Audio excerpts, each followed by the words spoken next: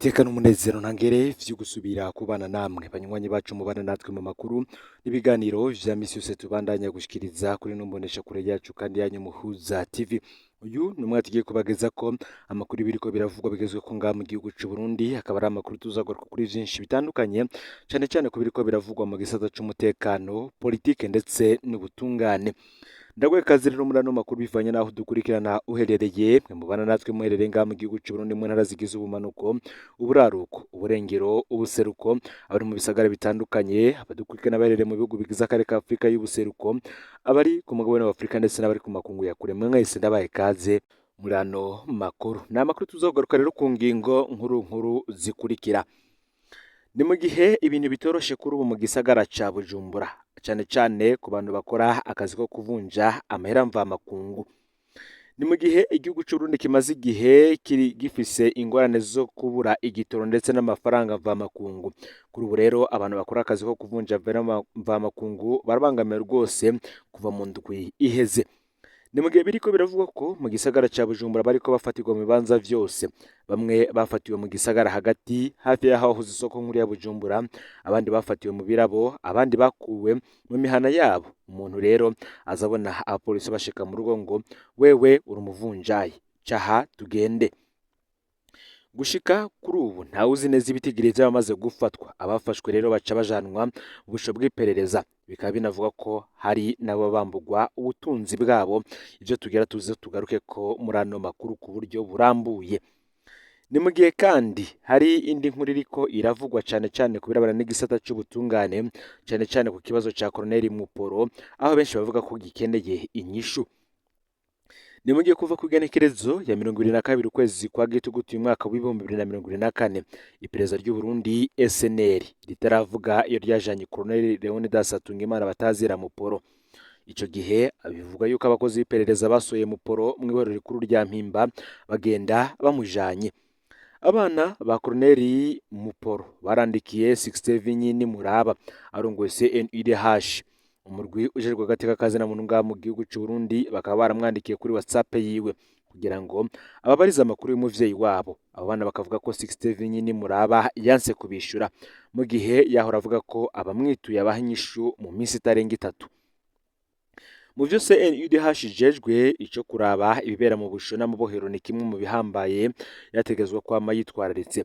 Ni mu gihe abantu benshi batandukanye harimo Pacifique Nahazwe, Bob Rugurika ndetse n'abandi batandukanye baharanira agateka kazi na muntu bamaze gutabaza kenshi 67 nyini muraba.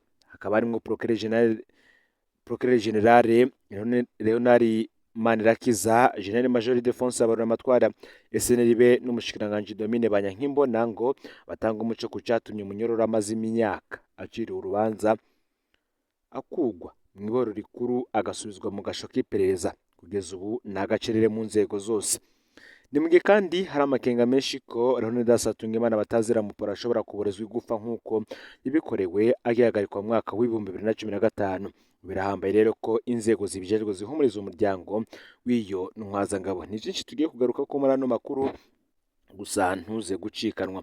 Wowe ufyonde subscribe canke sabone niba utari wafyenda kugira ngo tuzucikanwa nadushikiriza, usangize ano makuru bagenza aho bari hose kugira kandi ngo baje bara mu bambere bashikirwa n'abiriko biravugwa bigezwe ko ngaha mu gihugu c'u Burundi, hanze imbezi y'igihugu c'u Burundi ndetse no makungu ya kure. No Muhuza TV rero nabaye kaze mwidonido y'ano makuru. Nkuko natanguye mbivuga, reka tubitangurira mu gisata c'ubutunzi. Abavunjayi bariko baziriki. Abantu bakora akazi ko kuvunja amahera mvamakungu barabangamira rwose kuva mu ndwi iheze. Mu gisagara ca Bujumbura nkuko natanguye mbivuga, bariko bafatirwa mu bibanza vyose.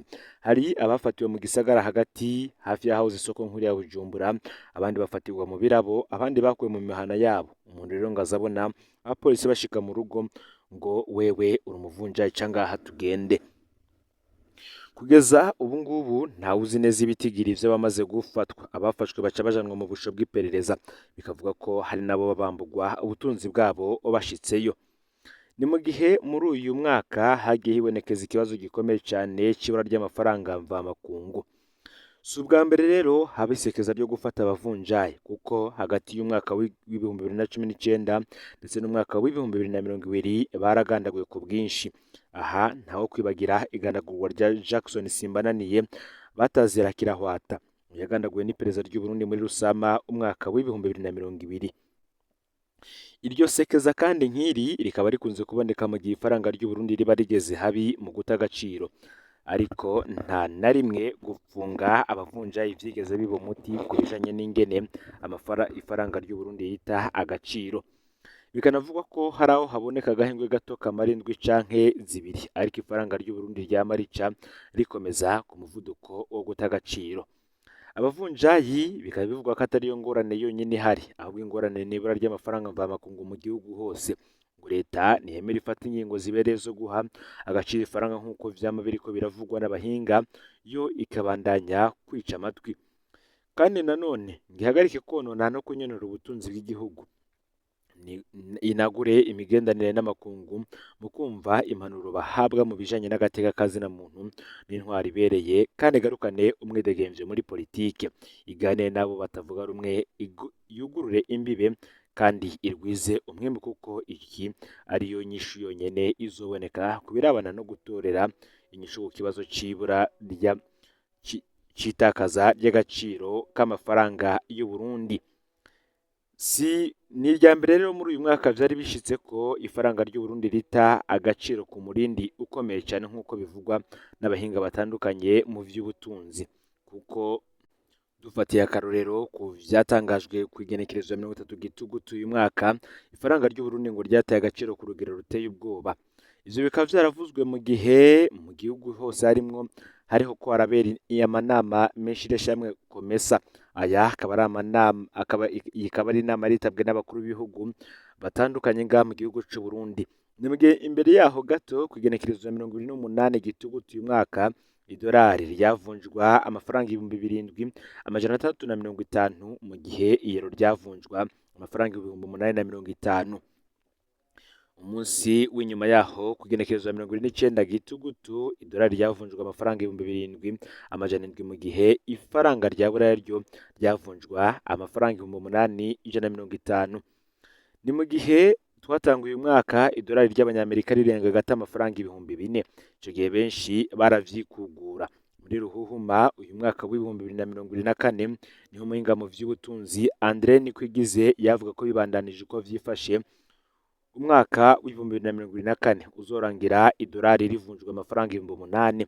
Abategetsi ngo tera iyo sema, ume ngo avuga ibidashoboka.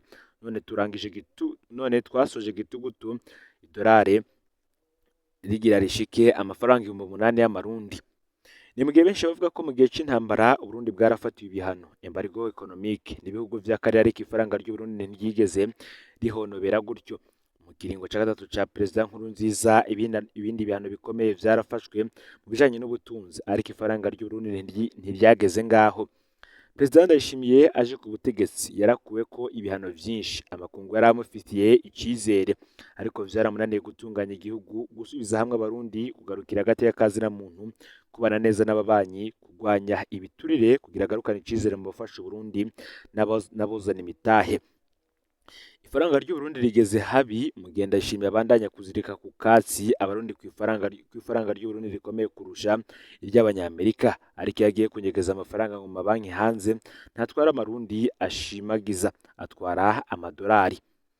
Benshi bati leta nifate ingamba zifatika, ndetse kandi begera abahinga batandukanye mu vy'ubutunzi bababwire ingene botorera inyishu iki kibazo, kuko ibi ari bimwe mu bitera iduga ry'ibiciro ngaha mu gihugu c'Uburundi, ndetse n'ibura rya bimwe mu bitandukanye biba bikenewe cyane ngaha mu gihugu c'Uburundi.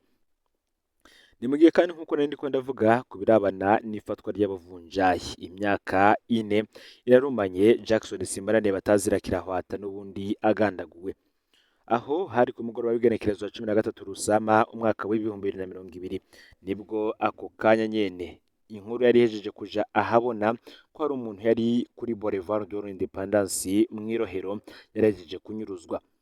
ubutumwa bwavuga ko umuvunjayi bita Kirahwata ajeje gufatwa n'abantu bari mu modoka y'ubwoko bwa Toyota TI ifise imparati HA8115.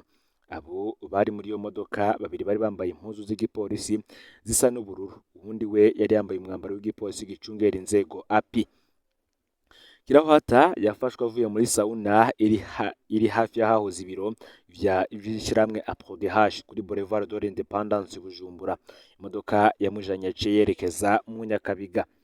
Amakuru rero akija ahabona, benshi ntibari bazi ko uwunyurujwe yari Kirahwata vy'ukuri, kubera n'uwatanze amakuru nta muntu n'umwe yari amuzi.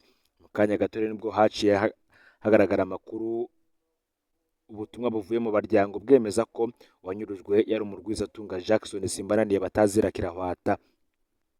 Amakuru y'uwo mugoroba yavuga ko umushoferi yari karanyonga imodoka yajanye Kirahwata kuri Merance.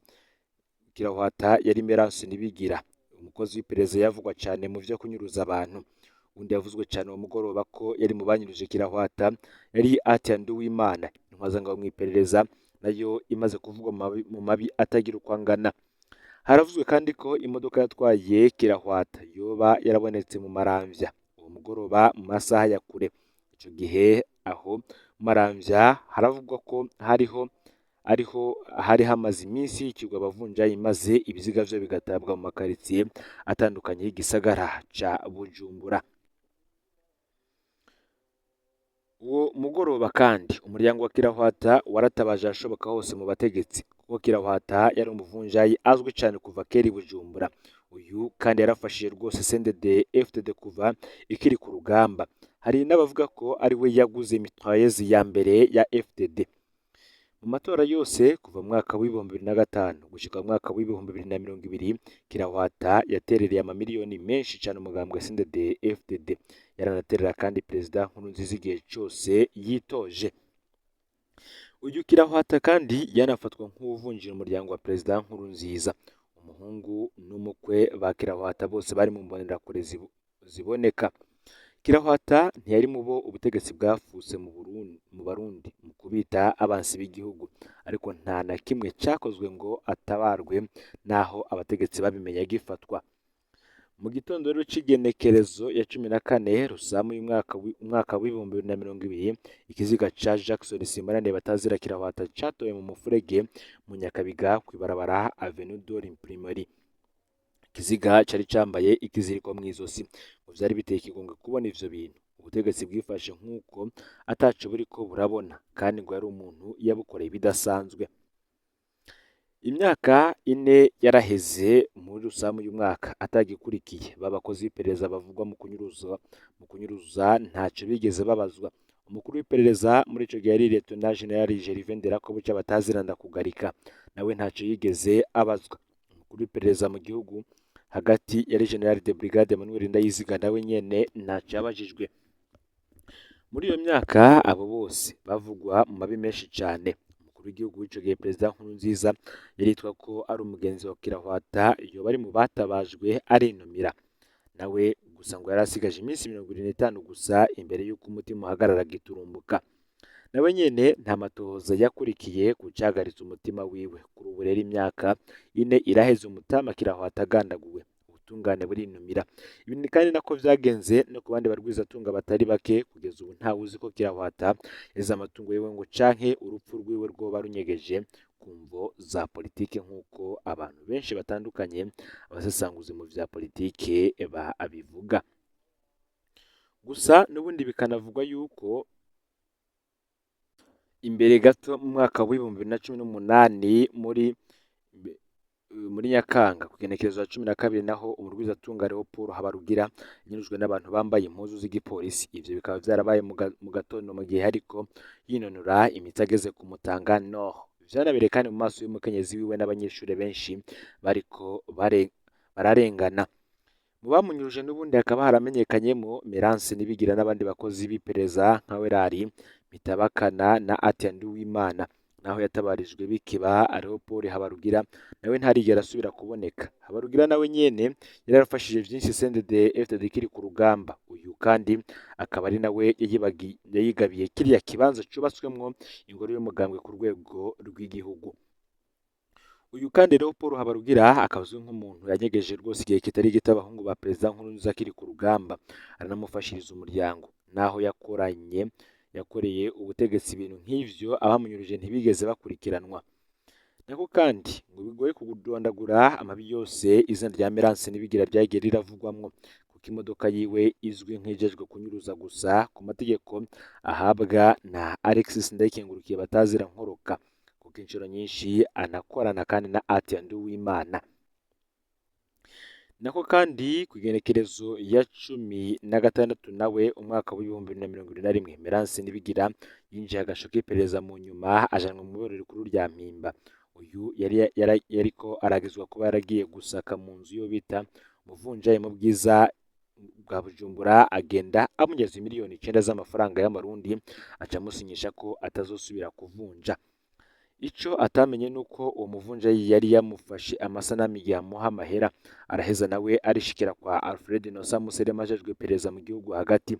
Ntituzera ico yatanze ageze kuri urwo rwego, gusa amakuru adushikira nuko urwego rwaba rwarahavuye hoba havuga inoti gusa, maze Muserema aca afata ingingo yo guhagarika Merance Nibigira. Uyu Merance Nibigira yarafashwe kenshi, gusa ngo vyinshi mu butungane vyaracuramye, aho abajejwe kuniga ari nabo basigaye bajejwe kurongora ibintu vyinshi bitandukanye. Ngo rero amakuru yaragezwe ko muri kano kanya ufyonde subscribe canke s'abone niba utari wafyonda kugira ngo tuzocekanwa nadushikiriza usangiza n'amakuru bagenza aho bari hose, kugira ngo baje mu bambere bashikirwa nabiriko biravugwa bigezwe ku ngamba mu gihugu cy'u Burundi, hanze y'imbizi y'igihugu cy'u Burundi ndetse no makungu ya kure. No Muhuza TV Imana bahezegere ibikorwa vyanyu vya misi yose muriko murakora.